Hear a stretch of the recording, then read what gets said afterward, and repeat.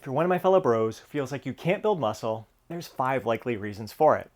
Number 1 is the toughest pill to swallow, and that is genetics. Now, this is not a cop-out in the least. We all respond to the training stimulus different. If you look at all the research papers out there, you see that some people respond incredibly well to the training stimulus, and yet there's some who don't respond at all, and there are the rest of us who are somewhere in between. So rather than trying to set a goal to build a certain amount of muscle in a year, I just focus on the process itself, nailing the daily tasks, doing everything necessary to give myself the best chance of achieving my genetic muscular potential, just allowing the cards to fall where they may. And this brings us to number 2. Reason number 2 is your training age. And what the research or evidence does show is that each year of lifting, your gains, basically your gain potential, basically gets cut in half. So let's say your first year of lifting, you're able to gain 20 pounds of muscle. Year number 2, you can expect to maybe gain 10 pounds of muscle at the most. Year number 3, 5 pounds of muscle at the most. Year number 4, 2.5 pounds of muscle at the most. Year number 5, 1.25 pounds at the most. It just keeps getting cut in half and half. And there's a lot of people out there who will say that basically once you hit 7 years of quality lifting experience, you're pretty much tapped out when it comes to your genetic muscular potential. And that's not to say you still can't gain muscle. It's just like the amount of muscle that you're gaining, it's small. It's very, very minuscule there. So you need to take that into consideration, your genetics and how long you've been training there. So if you've been training for a decade or 2 decades, a couple decades, like your gains are going to come really, really slow. So that would be the biggest reasons why you're not gaining much muscle at this point. The other thing is that number 3, you might not be eating enough. Now, what all the current evidence shows, like the whole thing about you got to eat big to get big has been like kicked to the curb with all the latest research there.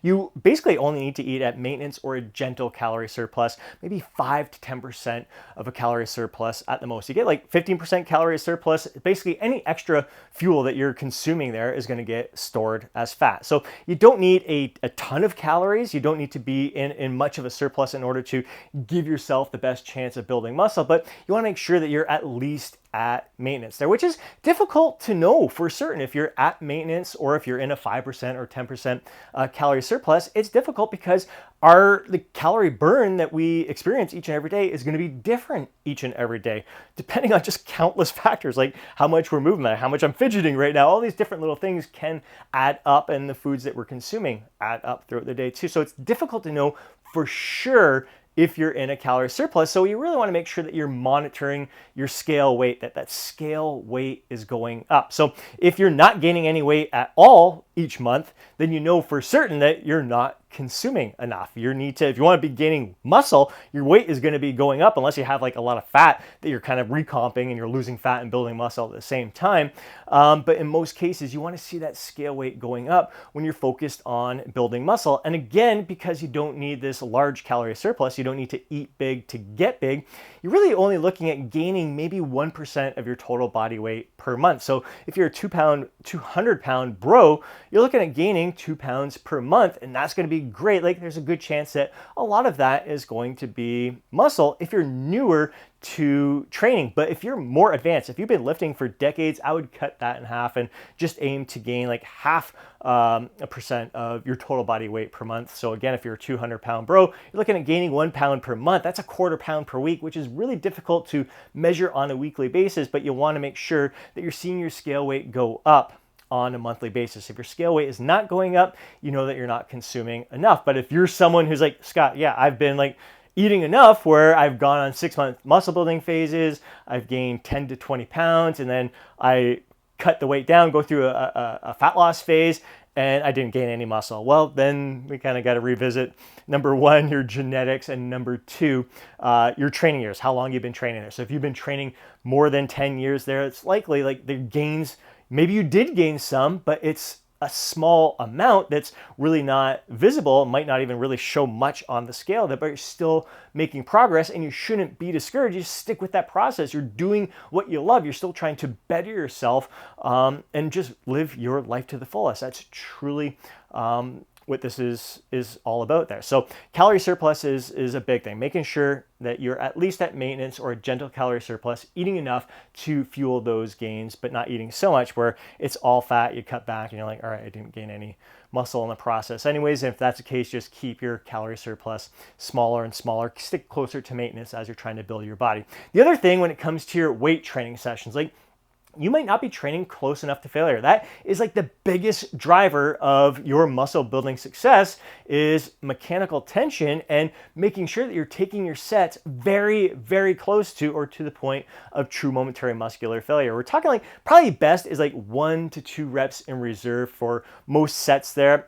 I love taking just about every set to failure, or I'm kind of leaving 1 rep in reserve for some sets at this point right now. Just kind of managing muscle damage and fatigue, but if you're taking each set to the point of true momentary muscular failure, you have to do fewer sets in order to achieve the same kind of stimulus there. If you're leaving 2 reps in reserve, you might have to do 1 extra set. But really focusing on taking those sets very, very, very close to the point of true momentary muscular failure, which a lot of people really suck at gauging how close they are to true momentary muscular failure, especially if they're like, if you're thinking I'm leaving 3 or 4 reps in reserve, like it's tougher to tell if you've got 3 reps remaining that you could do, and that's when you're going to reach the point of failure, rather than like if you're leaving 1 rep in reserve, you're like, yeah, I think I can get 1 more rep in here. So you know you're damn close to failure, but you're like, is this 3? Is this 2? Is it 4 reps in reserve? It's a little bit tough to tell right now. So we really suck at that. And then the higher we get in the rep range, if you're aiming for,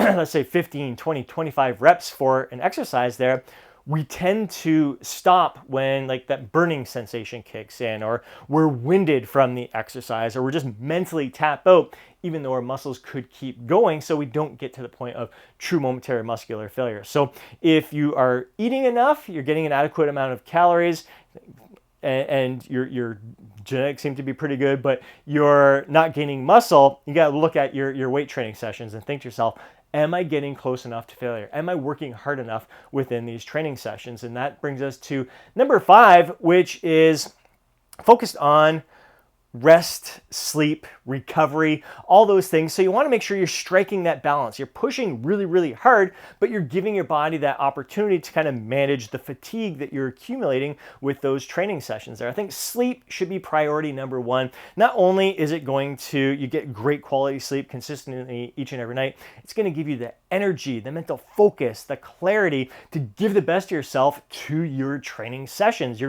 mood's going to be elevated. You're going to want to dominate those workouts and give the best of your training sessions so you can get the absolute most out of them. But it's also going to allow your muscles to repair, rebuild, and recover. You're giving that time for your muscles to repair themselves and grow, but you're also going to help manage your hormone levels as well, your testosterone levels as well. If you're not getting enough sleep, you're likely your testosterone levels are going to be lower than they could be, and you want to keep that up at the optimal levels there. So there's that sleep factor, but then there's also like managing, like when I'm talking about recovery and rest and everything, trying to balance the amount of stimulus that you're providing your body with and making sure that you're giving your body enough time to recover from that stimulus. I find so many guys are just chasing the stimulus. They're chasing the soreness. If they're not sore all the time, they're doing something wrong with their training. They're training the stimulus. They're like, I got to push harder. I got to do more sets and do more. If I want to grow, I'm not growing. I just got to do more and more and more. When oftentimes the answer might be doing less. I'm seeing that more and more with guys who are like doing 16 to 18 sets for each muscle group per week. They drop it down to 6 to 8 sets per muscle group per week. And they're hitting PRs. They're hitting personal best when they've struggled to hit a personal best in months and years. Now they just cut things back and like, oh God, I'm feeling so much stronger. I'm recovering better right now. And then they're actually making some muscle gains at the same time there. So it's really kind of finding that balance of what's the right amount of stimulus and what's the right amount of recovery. So that could be the number of days that you're training per week. I was doing 5 to 6 days per week. I cut it back to 3 to 4 days per week. Not just for the recovery, but because I'm also, in addition to the weight training, doing yoga and other calisthenics and hand balancing poses and all that stuff too. So it's a lifestyle thing, but trying to balance the recovery with all of the activities that I'm doing throughout the week as well. But also within the workouts itself, like I used to train for like an hour and a half to 2 hours. Now my sessions are like 45 to 60 minutes and so much more productive with that time. So you might be doing too much with your training and not allowing enough time to recover there. So paying attention to those factors. So again, we're recap: genetics, your training age, making sure you're getting an adequate amount of fuel, making sure you're taking your working sets very, very close to the point of true momentary muscular failure, making sure that you're getting consistent quality sleep each and every night, resting, recovering, and making sure you're striking that balance between the stimulus and the fatigue.